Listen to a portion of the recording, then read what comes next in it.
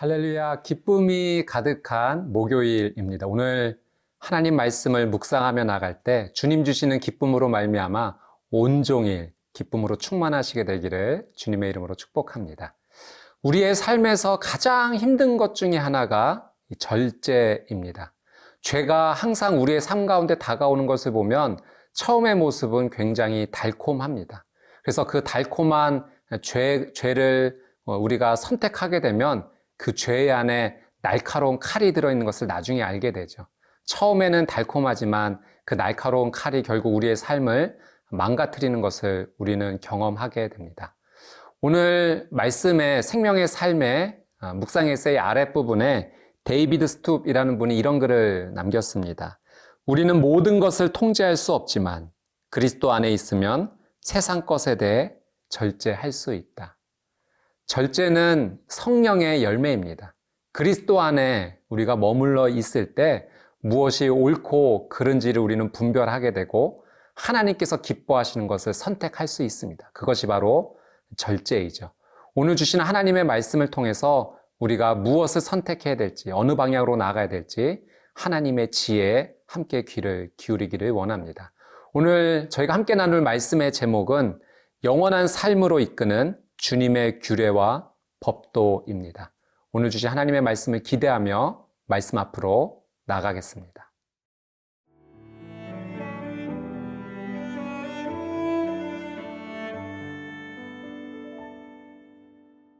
레위기 18장 1절에서 18절 말씀입니다. 여호와께서 모세에게 말씀하여 이르시되 너는 이스라엘 자손에게 말하여 이르라. 나는 여호와 너희의 하나님이니라.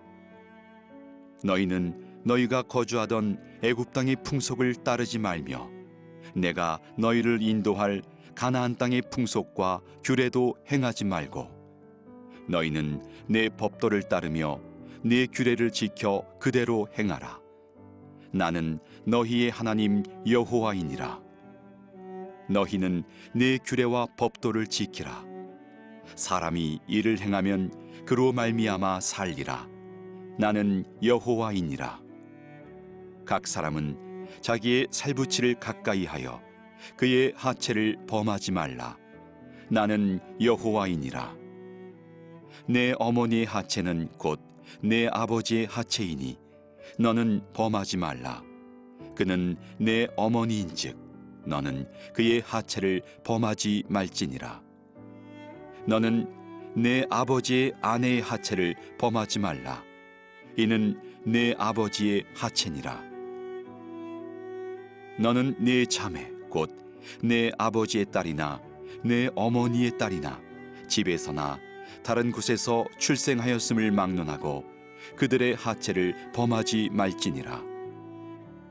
내 손녀나 내 외손녀의 하체를 범하지 말라. 이는 내 하체니라. 내 아버지의 아내가 내 아버지에게 낳은 딸은 내 누이니 너는 그의 하체를 범하지 말지니라. 너는 내 고모의 하체를 범하지 말라. 그는 내 아버지의 살부치니라. 너는 내 이모의 하체를 범하지 말라. 그는 내 어머니의 살부치니라. 너는 내 아버지 형제의 아내를 가까이 하여 그의 하체를 범하지 말라. 그는 내 숙모니라. 너는 내 며느리의 하체를 범하지 말라. 그는 내 아들의 아내이니 그의 하체를 범하지 말지니라. 너는 내 형제의 아내의 하체를 범하지 말라. 이는 내 형제의 하체니라. 너는 여인과 그 여인의 딸의 하체를 아울러 범하지 말며 또 그 여인의 손녀나 외손녀를 아울러 데려다가 그의 하체를 범하지 말라. 그들은 그의 살부치이니 이는 악행이니라. 너는 아내가 생존할 동안에 그의 자매를 데려다가 그의 하체를 범하여 그로 질투하게 하지 말지니라. 레위기는 전체 크게 세 가지 부분으로 나뉘어 있습니다. 1장부터 10장까지는 제사법에 대해서 나와 있고요. 또 11장에서 17장까지는 이 정결법에 대해서 나와 있습니다. 오늘 저희가 함께 읽은 이 18장부터 27장까지는 하나님의 백성으로 실생활에서 어떻게 거룩한 생활을 할 수 있는지 그 실제적인 규례들이 말씀 가운데 나타나 있습니다. 저희가 오늘 묵상하게 될 18장 전체 말씀은 이방 문화를 따르지 말라라는 하나님의 말씀이죠. 두 가지를 말씀해 주십니다. 첫 번째는 우상 숭배를 하지 마라. 또 두 번째는 성적으로 순결하라. 이 두 가지 말씀을 주십니다. 먼저 오늘 3절 말씀을 한번 같이 보겠습니다. 너희는 너희가 거주하던 애굽 땅의 풍속을 따르지 말며 내가 너희를 인도할 가나안 땅의 풍속과 규례도 행하지 말고. 이 3절 말씀 가운데 하나님께서 두 개의 이방 문화를 따르지 말라라고 말씀하십니다. 첫 번째는 애굽 땅의 풍속이고요. 두 번째는 가나안 땅의 풍속입니다. 애굽 땅의 풍속은 과거의 죄 습관을 의미합니다. 이전에 행했던 과거의 죄의 습관에 대해서 하나님께서는 단호하게 끊어라 라고 말씀하시죠. 또 가나안 땅의 풍속은 이제 앞으로 찾아올 풍속을 의미합니다. 여러분, 이것을 우리의 삶 가운데 적용해 보면 우리도 이 두 가지를 조심해야 합니다. 첫 번째는 나의 과거의 죄의 습관이 현재도 남아 있어서 나를 그것이 붙잡고 있어서는 안 된다라고 하는 사실이고, 또 두 번째는 앞으로 다가올 미래의 근심, 걱정, 염려 속에서 내 삶이 영향력을 받아서는 안 된다라고 하는 사실이죠. 여러분, 오늘 우리가 꼭 붙잡아야 될 것이 있다면 오늘 현재에 하나님께서 주시는 말씀뿐입니다. 그 말씀을 온전히 붙잡을 때 과거의 죄로부터 우리는 자유할 수 있을 것이며, 또 미래의 불안과 근심과 걱정, 염려가 우리를 좌절시키지 않을 것입니다. 오늘 주시는 믿음, 오늘 주시는 말씀 붙잡고 과거와 미래에 대해서 자유케 되는 저와 여러분이 되시기를 주님의 이름으로 축복합니다. 5절 말씀 한번 같이 읽겠습니다. 너희는 내 규례와 법도를 지키라. 사람이 이를 행하면 그로 말미암아 살리라. 나는 여호와이니라. 5절 말씀 가운데 규례와 법도를 지켜라.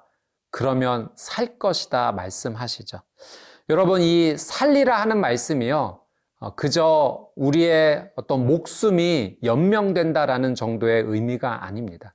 하나님께서 살게 해주시겠다라고 하시는 것은 내 삶의 전 영역이 풍성하게 살아날 것이다라는 하나님의 놀라운 약속의 말씀이죠. 그래서 요한복음 10장 10절 말씀에 하나님의 말씀이 있습니다. 도둑이 오는 것은 도둑질하고 죽이고 멸망시키려는 것뿐이요, 내가 온 것은 양으로 생명을 얻게 하고 더 풍성히 얻게 하려는 것이라. 예수님께서 이 땅 가운데 오신 목적, 우리에게 생명을 주시기 위함입니다. 근데 이 생명은 우리에게 놀라운 풍성한 생명이죠. 예수님을 붙잡을 때 나의 삶의 전 영역이 다 살아나게 될 것입니다. 나의 건강, 우리의 가정, 우리의 자녀, 나의 기업, 모든 영역에 걸쳐서 예수 그리스도의 말씀을 붙잡고 살아갈 때 살아나는 놀라운 은혜가 있습니다. 그리고 여기에서만 그치는 것이 아니라 영생에 이르는 그 귀한 생명. 저는 저와 여러분이 이 하나님의 말씀을 온전히 붙잡음으로 말미암아 삶의 전 영역에 생명이 흘러넘치는 은혜를 경험하게 되시기를 주님의 이름으로 축복합니다. 우리 4절 말씀 한 번 더 보겠습니다. 너희는 내 법도를 따르며 내 규례를 지켜 그대로 행하라. 나는 너희의 하나님 여호와니라. 이 4절의 표현 가운데 하나님의 법도와 규례를 그대로 행하라, 아주 강력하게 요청하고 있습니다. 여러분, 습관을 따른다는 것은 참 무서운 일입니다. 습관은 우리에게 왜라는 질문을 남기지 않기 때문에 그렇죠. 그래서 아무 이유 없이 그저 습관을 따라가다 보면 내가 올바른 행동을 하는지 하지 않는지 의식하지 못합니다. 하나님의 말씀은 우리를 의식하게 합니다. 여러분, 죄의 습관을 따르지 말고 하나님의 말씀을 적극적으로 행하며 삶의 방향과 의미가 무엇인지를 깨닫고 나가는 복된 이 하루 되시기를 주님의 이름으로 축복합니다.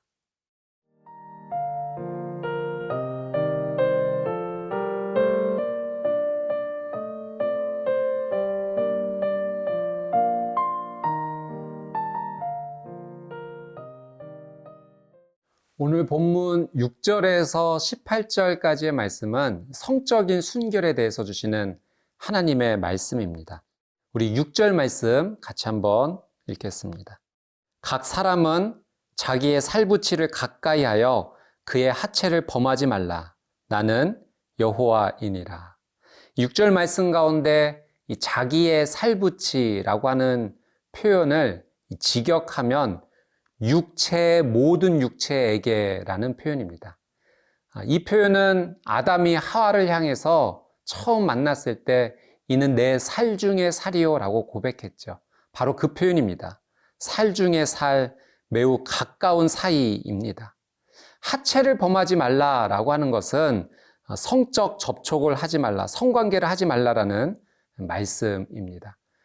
이 6절에서 18절까지의 말씀은 하나님께서 특별히 남성들에게 명령하신 하나님의 규례입니다.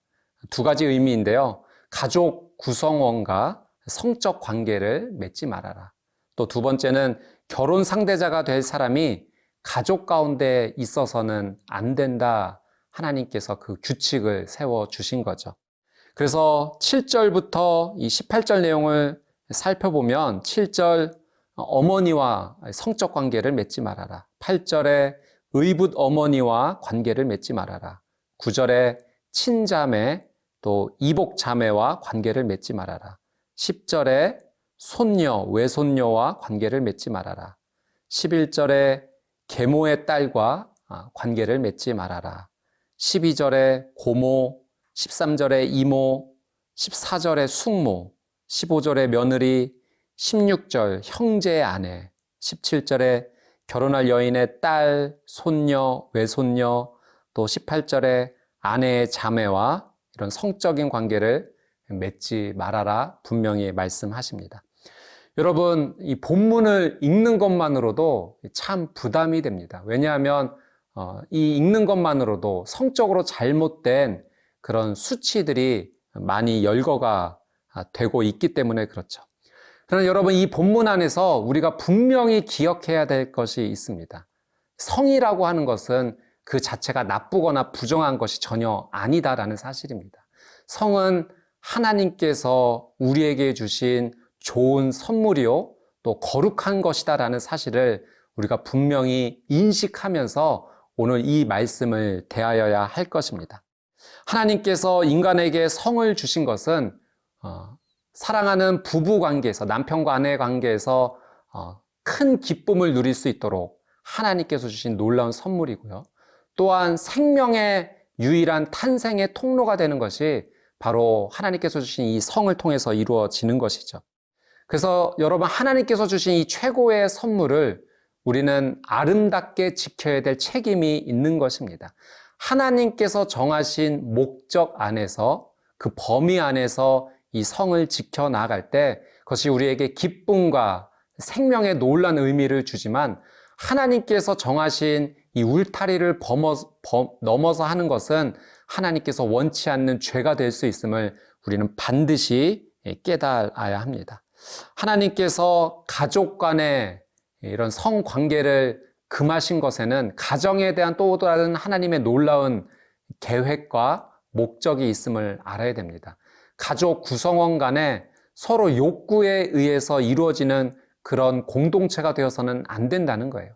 가정은 하나님께서 세우신 가장 최초의 거룩한 공동체이고 모임입니다. 하나님께서는 이 가정이 욕구와 욕망으로 채워지는 공동체가 아니라 사랑과 신뢰로 이어져야 될 공동체임을 우리에게 가르쳐 주신 것이죠.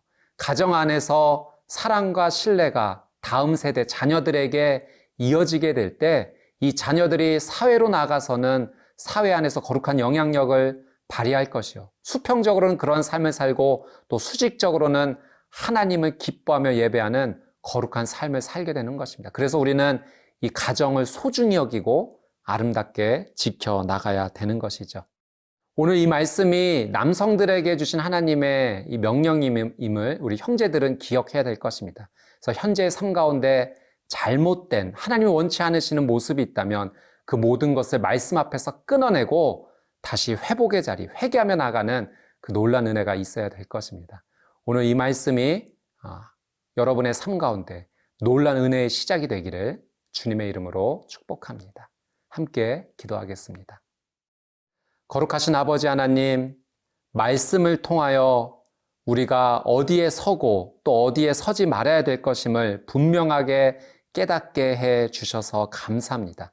주님께서 주신 말씀을 붙잡고 과거에 얽매이지 아니하고 미래를 걱정하지 아니하며 현재의 삶에서 하나님을 기뻐하시며 나가는 그 거룩을 회복하게 하여 주시옵소서. 오늘 말씀을 통하여 놀라우신 하나님의 은혜를 누리기 원합니다. 감사드리며 살아계시고 역사하시는 예수 그리스도의 이름으로 간절히 기도드리옵나이다. 아멘.